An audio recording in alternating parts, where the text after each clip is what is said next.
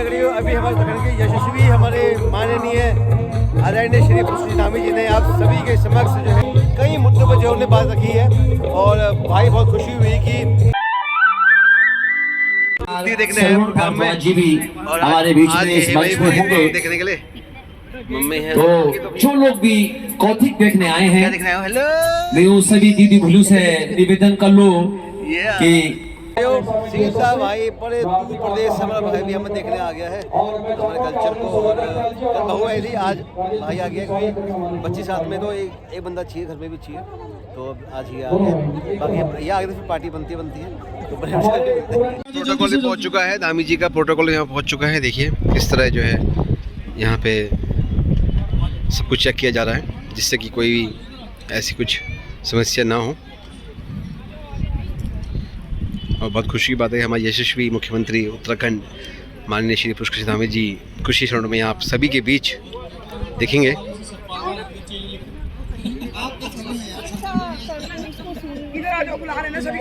तो भाई गिन में भी फुल सुरक्षा की जा रही है।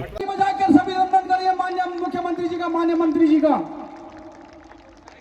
जोर से ताली नहीं रुकनी चाहिए। आपकी तालियों की गड़गड़ाहट उत्तराखंड को ऊर्जावान बना रही है। आपके बीच में ऐसे लोकप्रिय मुख्यमंत्री, युवा मुख्यमंत्री, माननीय प्रधानमंत्री जी हमारे देश के कहते हैं कि आदरणीय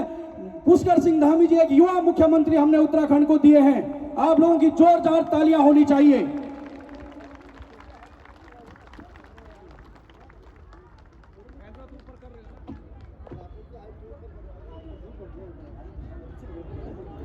और देखिए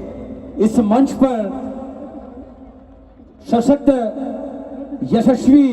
और युवा उप मुख्यमंत्री से लेकर मंत्री से लेकर कई पड़ाव पर पार करते हुए हमारे धामी जी यहाँ।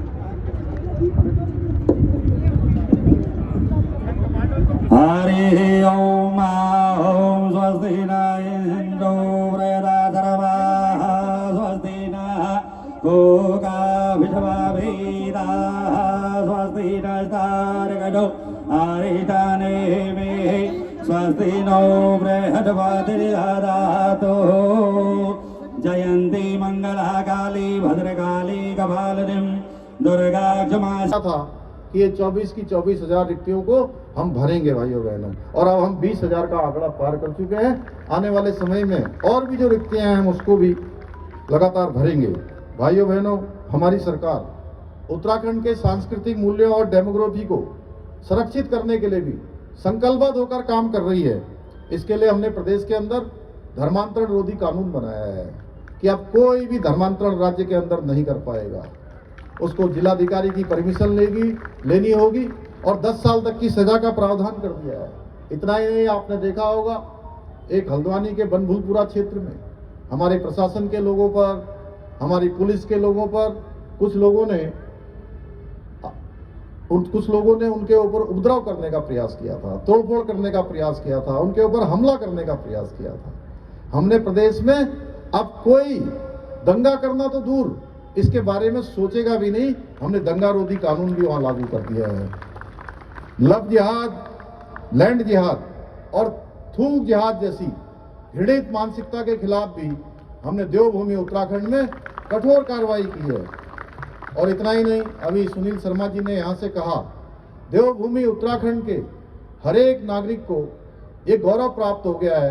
कि देश की आज़ादी के बाद देवभूमि उत्तराखंड देश का ऐसा पहला राज्य बन गया है जो हमारे देश की आज़ादी के बाद, और बाबा साहब अम्बेडकर जो संविधान के अनुच्छेद 44 में जिसका प्रावधान कर गए थे कि सबके लिए एक समान कानून होना चाहिए, वो गंगोत्री देवभूमि उत्तराखंड से शुरू हो गई है और आने वाले समय में पूरे देश को इससे लाभ मिलने वाला है। और अभी मैं जब पूछ रहा था तो हमारे कुछ युवा साथियों की आवाज आ रही थी भू कानून। भाइयों बहनों, हमने ये भी वायदा किया था कि प्रदेश की जो हमारी धरोहर है, हमारी जमीनें हैं, उनको हम खुर्द-बुर्द नहीं होने देंगे, उनको बर्बाद नहीं होने देंगे। उत्तराखंड राज्य के मूल अस्तित्व से कोई समझौता नहीं करेंगे। और हम इस बार विधानसभा के सत्र में हमने एक सशक्त भू कानून भी प्रदेश के अंदर लागू कर दिया है। भाइयों बहनों, उत्तराखंड की संस्कृति, परंपराएं और विरासत हमारी आत्मा का हिस्सा है और मुझे पूरा विश्वास है इन्हें जीवंत रखने और आने वाली पीढ़ियों तक पहुंचाने के लिए हमारी सरकार का जो विकल्प रही संकल्प उसको पूरा करने में आप सभी का सहयोग हमें मिलता रहेगा। इसके साथ ही आज मैं मंच से यह भी आह्वान करना चाहूँगा कि आप सभी अपने पुश्तैनी गांवों, अपने पहाड़ों के विकास में भी भागीदार बने, अपना योगदान दें, थोड़ा ही सही पर अपनी जन्मभूमि में, अपने पूर्वजों की भूमि में, अपनी पैतृक भूमि में निवेश कर वहाँ स्वरोजगार को, लघु उद्योगों को बढ़ावा देकर राज्य की समृद्धि में अपना योगदान दें। हमने सरकार की ओर से ये प्रयास पिछले वर्ष से हमने प्रारंभ कर दिया है। पिछले वर्ष हमने जहां राज्य स्थापना दिवस से 2 दिन पहले पूरे देश के अंदर रहने वाले सभी प्रवासी भाई बहनों को देहरादून में आमंत्रित किया था और पूरे दिन भर का हमने उनके साथ संवाद के कार्यक्रम रखे थे। और मुझे खुशी है कि पूरे देश भर के अंदर रहने वाले हमारे प्रवासी भाई बहन जिन्होंने अनेक विशिष्टताएं प्राप्त की हैं, अनेक अनुभव प्राप्त किए हैं, अपना मान सम्मान कमाया है, अपना बड़ा स्थान बनाया है, वो सारे के सारे देवभूमि उत्तराखंड आए थे और उन्होंने बहुत रुचि के साथ जो हमने कार्यक्रम प्रवासी भाइयों और बहनों का आयोजित किया था उसमें भाग लिया था, अपने सुझाव भी दिए थे, अनेक प्रकार की आगे आने वाली योजनाओं के बारे में हमने विचार मंथन भी किया था। इसी प्रकार हमने पूरे दुनिया भर के रहने वाले हमारे प्रवासी है जो उत्तराखंडी भाई बहन हैं, जो दुनिया के अलग अलग देशों में रहते हैं, उनको भी हमने उत्तराखंड बुलाया और उसमें मुझे आप सबको बताते हुए खुशी हो रही है कि अनेक लोगों ने अपने अपने पैतृक गांवों में, अपने अपने स्थानों पर, अपने पूर्वजों के स्थानों पर जाकर एक गांव गोद लेने का भी जो है उन्होंने उसके लिए भी कदम आगे बढ़ाया है कि उन गांवों के विकास में वो योगदान देंगे। मैं इसी आह्वान के साथ कि इस भव्य उत्तरायणी मकरायणी कौथिग महोत्सव में मुझे आमंत्रित करने के लिए पूरी समिति का एक बार और आप सभी का फिर से धन्यवाद करते हुए आप सबको बहुत शुभकामनाएं देते हुए कि आप सब लोग इसी प्रकार से अपने त्योहारों को, अपने महोत्सव को, उत्तरायणी को, मकरायणी को एक साथ मिलकर मनाएंगे। आदरणीय योगी जी ने भी, मैं लखनऊ गया था तो वहाँ लखनऊ के जो हमारे उत्तराखंड समाज के लोग, मोदी जी का विशेष रूप से धन्यवाद करना चाहता हूँ। मिलता है और इस वर्ष जो हमने राज्य में शीतकालीन यात्रा प्रारंभ की है, उस शीतकालीन यात्रा में आदरणीय प्रधानमंत्री मोदी जी भी, हमारे 6 तारीख को उनका प्रस्तावित कार्यक्रम है, मुखवा जो हरसिल में माँ गंगोत्री का जो शीतकालीन स्थान है, उस शीतकालीन स्थान में पूजा करेंगे और इस शीतकाल यात्रा में सम्मिलित होकर पूरी देश दुनिया का जिस प्रकार से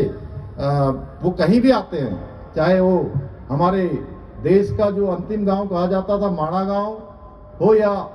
अब जो देश का पहला गांव हो गया, वहीं से उन्होंने उद्घोष किया था कि ये माणा गांव अब देश का अंतिम गांव नहीं होगा, देश का पहला गांव होगा। भाइयों बहनों, या बाबा केदार का जो गुफा में उनका रात्रि का प्रवास हो, या आदि कैलाश जॉली कॉन्ग, देश के वो पहले प्रधानमंत्री है जो इतनी 17,000 फीट की ऊंचाई पर जाकर उन्होंने आदि कैलाश के दर्शन किए थे, या जागेश्वर धाम में पूजा अर्चना करनी हो, या अभी संपन्न हुए राष्ट्रीय खेलों में उन्होंने उसका शुभारंभ किया और मन की बात में भी जिस प्रकार से सफलता से ये आयोजन संपन्न हुआ देवभूमि उत्तराखंड में, उसके बारे में उन्होंने पूरी देश को बताया, प्रशंसा की। हम सभी उत्तराखंड वासियों का वो समय समय पर प्रोत्साहन करते हैं, मैं उनका भी विशेष रूप से धन्यवाद करता हूं और आप सबका एक बार फिर से धन्यवाद करते हुए मैं अपनी बात को समाप्त करता हूं। बहुत बहुत धन्यवाद। अभी हमारे उत्तराखंड के यशस्वी हमारे माननीय आदरणीय श्री पुष्प धामी जी ने आप सभी के समक्ष जो है अपनी कई महत्वपूर्ण बातों को लेकर आप सभी बीच रखा। जो उत्तराखंड में रोजगार को लेकर जो है कई बातें हुई हैं, यूसीसी हुआ है, भू कानून हुआ है, कई मुद्दों पर जो उन्होंने बात रखी है और भाई बहुत खुशी हुई कि उत्तराखंड को एक अलग पहचान मिल रही है, आगे भी ऐसी मिलती रहेगी।